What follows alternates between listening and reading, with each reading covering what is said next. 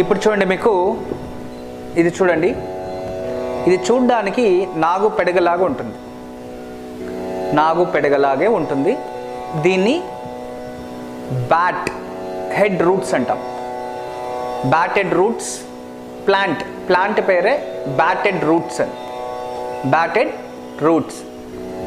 దీన్ని తెలుగులో సింగాడ్ అంటారు, వాటర్ ఫ్లోడ్ అంటారు, మరియు దీన్ని డెవిల్ పోడ్ అంటారు.